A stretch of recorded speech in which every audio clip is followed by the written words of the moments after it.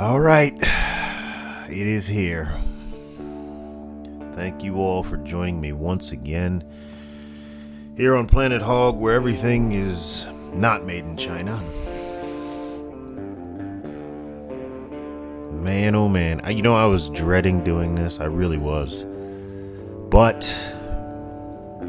I said that when I started this, I was going to talk about the good and the bad. I think this goes a little bit beyond the good and the bad. And now we're into the ugly. But thank you, ladies and gentlemen, for joining me on this very melancholic night.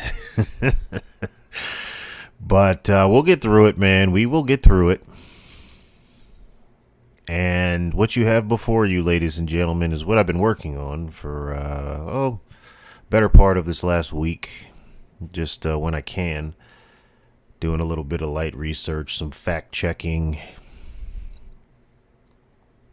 And what you see there, I will make available to you, as well as everything else that is mentioned. I will put it all down in the description box so you can peruse that at your leisure. But I think that map for sure will be down there, because I think that's probably the most interesting thing to most of you, as it is to me, just to be able to go through it. And you can zoom in on it. You can go all the way down to city. You can go all the way down to damn near street level. And you'll be able to find these individual businesses when you click on them. But anyway, ladies and gentlemen, without further ado, we are talking about China and how bad that problem is. And what you see on your screen is a map. Every one of those little flags that you see is a business owned by China. Every single one of them. Now, they are different colors, and the colors represent different holding companies or different holding companies. I'm sorry, man, this is depressing. But different holding companies, right? So they have about, I think, 4 or 5 major ones. And people like to try to play this game. You may have heard it in the media where it's like, oh no, these are privately owned companies. These are private holding companies. I remind you, China is an autocratic government. China is a one-party rule autocracy. So the idea, and at that they're a communist autocracy with a dictator running the country. So the idea that there are private billionaires in a communist country that the government does not control in any way, shape, or form. I mean, if you believe that, well, then I have some beachfront property, some oceanfront property in Oklahoma that I would love to sell you. And I'll give you a good deal. So every one of those represents a different holding company, but it is all owned by China. And just to be clear moving forward, so I don't have to keep saying it, when I say it's owned by China, I mean it's owned by the Chinese government. And one of the things that kind of pops out, besides the fact that Europe is just completely... Europe is completely just... Oh, God. And those are our allies. Those are our allies. Those are our battle buddies. And when you zoom in on Europe, you'll see that France is pretty much... I mean, what else is new? France is the majority of these. England, the United Kingdom has quite a few. But France represents the majority of China's occupation. And again, what else is new? They've been getting their asses beat for centuries, for millennium now, So, nothing new there. But one of the things you will notice in terms of countries that don't really have that problem, well, if you look at Russia, not too much in Russia. They may be the smartest people on the planet right now. Now, they have something of an alliance with China, especially as the United States continues to weaken and decay from the inside and along with the rest of the Western democracies, we're really watching the realignment of who the bosses on the globe are. And it's a very odd feeling because for as long as I've been alive, it's been us. For as long as most of us have been alive, it's been us. It ain't us anymore. Perhaps now John Cena apologizing makes a little bit more sense to you when you look at this map. Perhaps now the NBA bowing down makes a little bit more sense to you when you look at this map. But anyhow, the two countries of note that seem to have followed Russia's lead are Australia and, well, really Africa. But there's more than what meets the eye with these countries. Starting with Australia. So Australia, while you only see two flags there, Australia is economically dependent on China. Some quick statistics for you.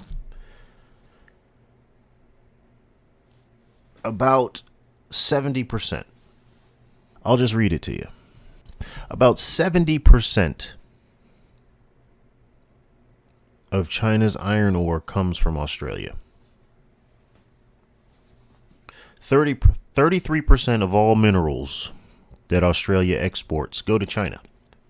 33%. Now, that may not sound like a lot. It is, but it may not sound like a lot. But to put that in perspective, that makes China the number one exporter of Australian minerals. And we're talking about, iron, gold, zinc, the things that you extract from the earth. So at 33%, China is number one. Now, to put that in perspective, the number 2, 3, and 4 exporters, which I believe is us, Japan, and I can't remember who the other is. If you combine number 2, 3, and 4, it's still not as much as China. China also funds Australia through the education system because Australia is the number one foreign education. Students from other countries, international students going there to study. Australia is number one. 30% of those students are Chinese. So there's more billions of dollars. An Australian bank. This is the one that really got me. So the Reserve Bank of Australia did a study, kind of a survey. And they calculated that if China's GDP dropped just 5%, Australia's would drop 2.5%.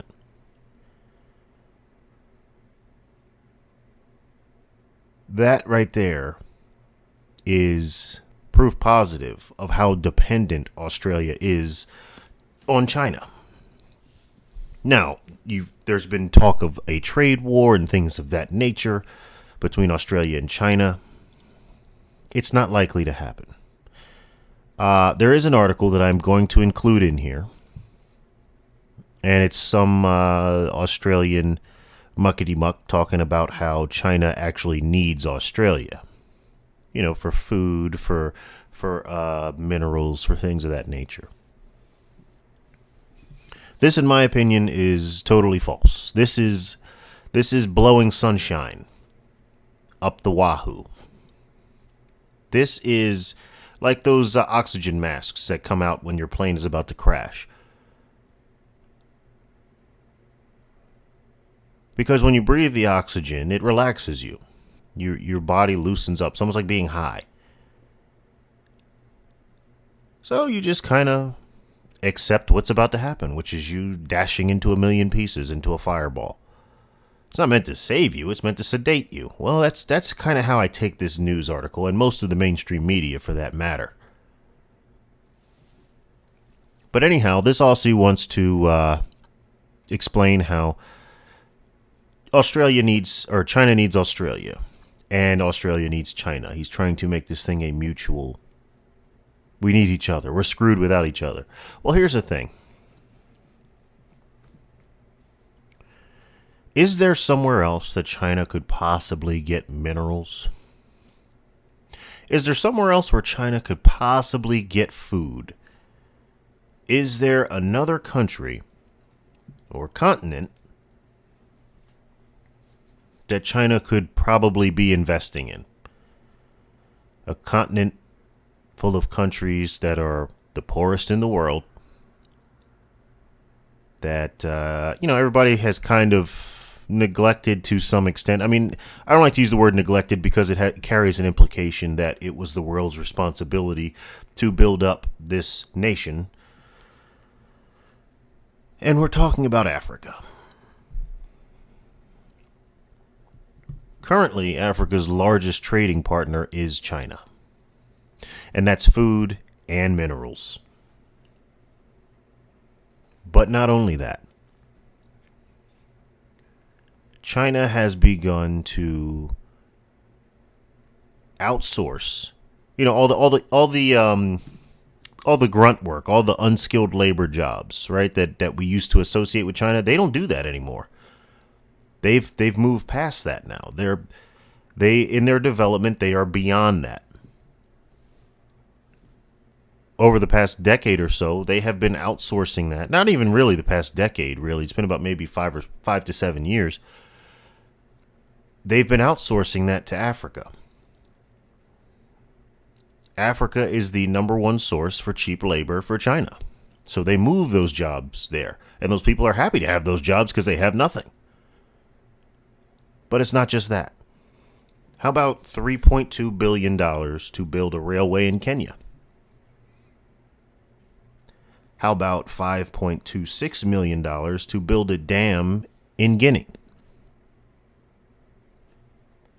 How about $4.7 million to build light rail in Ethiopia? And these are just a few. There are literally hundreds more of these infrastructure projects of China investing into Africa's infrastructure. Do you think that they're doing this out of the goodness? Obviously, they're not doing this out of the goodness of their heart. These things come with attachments. These things come with expectations. And, you can't be mad at Africa because somebody's trying to throw them a bone. You can't be mad at them. Of course not. They've sat there by the wayside for centuries, if not millennia, ravaged by poverty, war, famine, all kinds of terrible shit. Basically, the world's third world country. And of course, when I say it's a third world country, I'm being facetious. Obviously, Africa is a continent. But what I'm saying is the collection of the poorest nations in the world are there. And thusly, when you look at it in the collective, it is the world's third world country. And here comes China saying, hey, we can help you out. Now, you could say, it comes with attachments. No, it's just a loan. You pay it back. No big deal. Well, to some extent, that's true. But what do most credible, prosperous, functioning lenders do before they issue you a loan? Well, they check to see what your likelihood of being able to pay it back is. Then if you don't have a job, or if you have a very low-paying job, that certainly affects how much you can get from them. Because no one wants to lend to people who either do not have the means to pay them back or have shown the proclivity to not pay things back on time. I cite the housing crisis. And this is a similar dynamic here. Because while there are global conglomerates, organizations, what have you, that do invest into countries, well, they have to take into consideration your likelihood of being able to pay them back. And you don't think China understands this? You don't think China knows that you can't afford it? You probably won't be able to pay it back. Your country's struggling. But that's okay. We can work something out. They're basically loan sharking Africa right now. They are loan sharking Africa. China is the check cashing. China is Amscot. China is the check cashing place. That's like, no, we'll throw you some money real quick. Yeah. Don't worry about it. Get it to us when you can. But in the meantime, there is something you can do for us. We'll put jobs here. We'll do this. We'll do that. You know what else China just put there? Its first international military base. Yeah. So although Africa and Australia are relatively light in terms of Chinese, the markers in terms of Chinese businesses, China's got them by the short and curlies in another way. In that both of those countries are completely dependent upon China. Both of those countries in different ways, right? Australia, because China buys from you more than anyone else. And Africa, because China is bankrolling you. So let's move to the hometown. Let us talk about the United States of America. Ladies and gentlemen, I could go through all these businesses. I won't do that. Suffice it to say, a lot of these, and if you go through them, you'll see, a lot of these are hotel chains. In fact, most of these are. Everything that says Country Inn, everything that's owned by Radisson, China owns it. Country Inn and Suites. Country Inn and Suites. Radisson. Country Inn and Suites. How about the Waldorf Astoria? New York City, pretty iconic hotel, owned by China. Was bought by China in 2014. Who was an... Oh, yeah, that's right. The man whose name I will never say. The man who shan't be named. He's a big-eared, weird man from Chicago. Conned all black people into voting for him. Well, not all, but conned most of us, myself included. How about AMC? Your favorite movie, your favorite movie destination, owned outright by China. China not only owns these little businesses, but China also owns a significant portion of American farmland. So there's another one for you, Australia. Mr. China needs us. Okay. That statement to me is as asinine as if you had, some person who sold you pharmaceutically extra legal products. And he said, you got to keep going back. You need me. Well, if you were that deep in it where you needed it, you could always find a new supplier, right? Apparently, Australia hasn't figured that out. So let me read you a quick excerpt from one of these articles that will be down in the description. And this subsection is called China's Increasing Land Holdings. Since 2011, who was president? Oh, same guy. Chinese businesses have made dozens of transactions for U.S. farmland, according to the USDA data. Indeed, as of 2015, same guy. China owned $1.4 billion worth of U.S. farmland.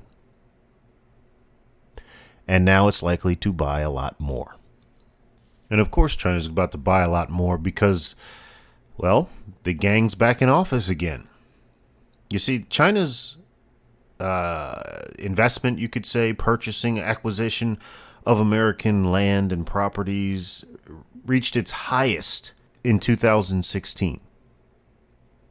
$46 billion in 2016. And you say, well, Donald Trump, well, he did that? Well, come on. Think hard about how the election works. Who was still in office? The same guy. Big-eared Barry. Because Trump was elected, sure, but the election is not till November. He doesn't take office until January. What happened in 2017? China's holdings took a nosedive and continued to go down. until now. China is expected to increase its holdings of U.S. agricultural land in coming months as the China National Chemical Corporation, or ChemChina, just completed a $43 billion takeover of Swiss-owned seed producer Syngenta on June 28th.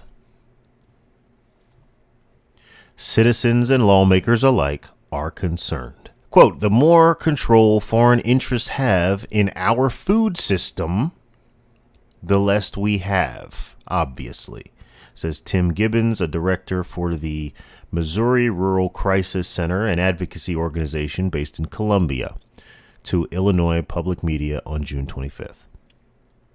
I think it's a national security concern. The quotation continues. When foreign entities buy farmland, my assumption is we're never going to get that farmland back, added Gibbons. They're going to keep it forever. The sudden rise in Chinese foreign investment even prompted Senator Chuck Grassley, Republican out of Iowa, to speak out on the matter. Quote, as we think about the future and the growing global population, it's important to consider who will control the food supply, Grassley said in a statement. Today, there may not be a food shortage in the world, only distribution problems that are more the result of politics and not logistics. But in the decades to come, it may be a different story. The rest of that article I will leave down in the description for you to peruse if you so choose. It's important to understand just how fucked this situation is. And again, the notion that China needs Australia is insane to me. It is asinine. China owns American farmland. When you look these things up, you will see these little holding companies, right? Please do not be deceived by that.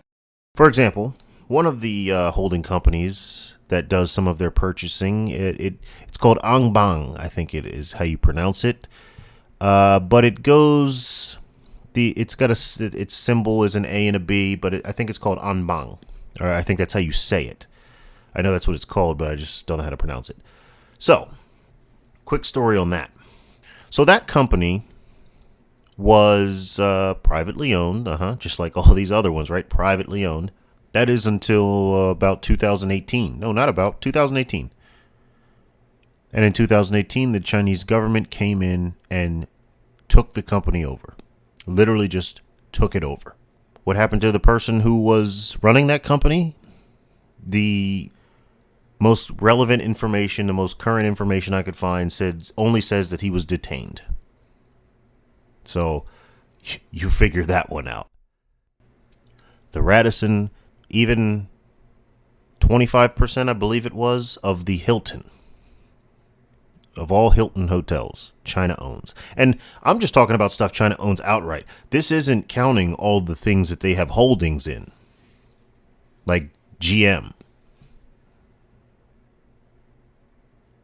This isn't counting all of the people that they have holdings in.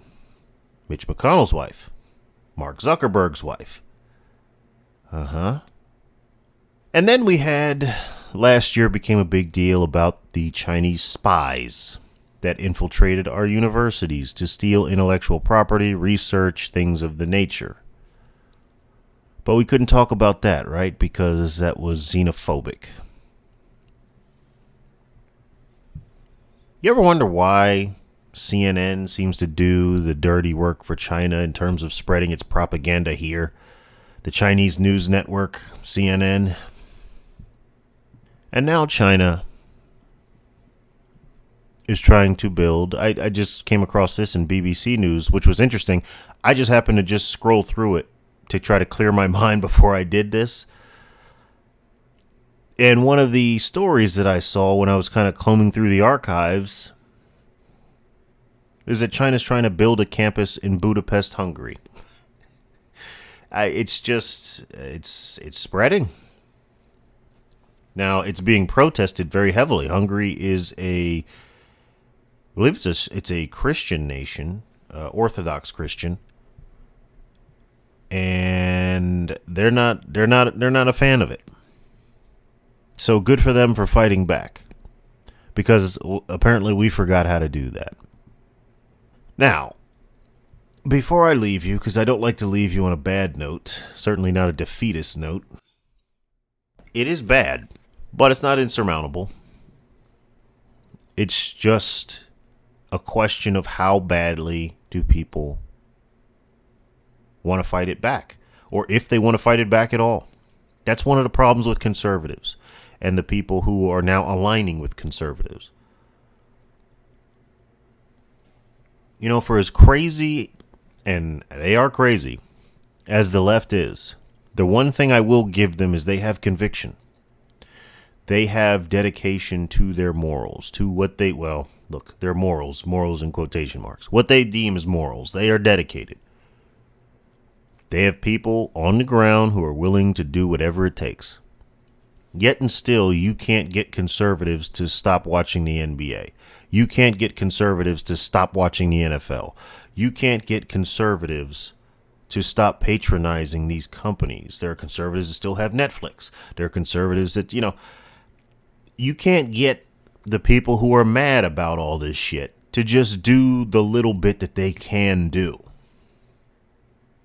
Which is always, that's why, for certain people, I just don't let them bitch to me anymore about these things. Because it's like, oh, I can't believe, the NBA is doing this and that shit is so dumb. And it's like, okay. He's like, did you see the Knicks game last night, though? Did you see the Celtics game? No, I didn't, because I don't watch.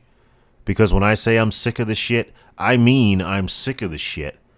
So I'm going to stop watching it. I am not going to patronize them any further. Well, you're just one person. Okay, then fuck it. Just give up. But while you're giving up, shut the fuck up. Because to me, that's weak. You don't need any of these things. They've just become a habit to you. So you've convinced yourself that it's important, but it's not. You could easily fill that time slot with something else, and most likely it'd be something more productive. When I stopped watching the NFL, I got way more into grilling, specifically smoking, and I enjoy it. I absolutely enjoy it. I can tell you what, as soon as I figure out how to, throw up some pictures in the community tab, you'll see some of my handiwork, man. I did some pulled pork the other weekend that was, ooh, doggy. But the point is, there are other things that you can do with your time. It's just a matter of how badly do you want to fight it back, or if you want to at all. And if you don't, then stop pretending. Stop lying to yourself. Stop lying to other people. And just get back in line. But if you do, then it's time to start making some hard choices. It's time to start finding some alternatives. You can do this. It is possible. Wean yourself off of Amazon. Wean yourself off of the NFL. Wean yourself off the NBA. Do the step down, the Nicotrol step down if you need to. If you can't do it cold turkey. But do the little things. Because I don't understand how, and this is a person, I work with this guy. And look, he's a good guy. He is. He says all the right things, right? He says all of the talking points that you hear on Tucker Carlson or wherever else, right? But he's always talking about, the civil war that's coming. And it's like, bro, you can't even turn off the NFL. How the hell can you be trusted to pick up a rifle? You're going to sit in your house and hope it passes you over. Stop it. So I think it's time for conservatives and people who find themselves aligned with us against the wokies alike to either nut up or shut up. Enough of this wishy-washy bullshit, and then go home and patronize these things that are destroying us, including China. People don't want to buy American because it's more expensive. Well, you can either pay more to start to strengthen our product, our producers, our manufacturing, our economy, and to, not to mention, to encourage future generations of clothing designers or people of that nature to make an American product, to invest in their country because they see that the people are willing to pay for the product. It goes hand in hand. You can't bitch that there are no clothing companies that make clothes here in the United States, but at the same time go in your closet and everything says made in China. It goes hand in hand. Or just keep giving money to China. No one ever said the hard thing. No one ever said the right thing would be the easy thing. But it can be done. Anyway, folks, that's what I got for you today. I'm sorry it's a little melancholic, man. I'm drinking while I'm doing this. This is fucking depressing. But we'll be back with something a little bit more, we'll see. Something a little bit more upbeat tomorrow. Appreciate each and every one of you for tuning in. And until the next time, ladies and gentlemen, peace.